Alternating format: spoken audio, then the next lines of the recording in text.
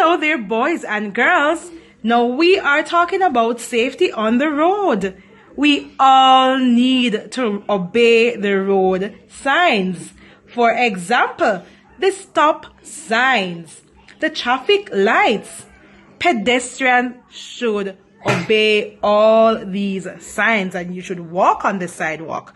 Now we are going to go on a road trip today. So are you ready to follow me? Yes, let's go. I'm at a traffic light and the persons are walking on the pedestrian crossing to go across. So the stop light went on red and it tells the vehicles to stop while the persons walk across. So you see, we have to obey the traffic light.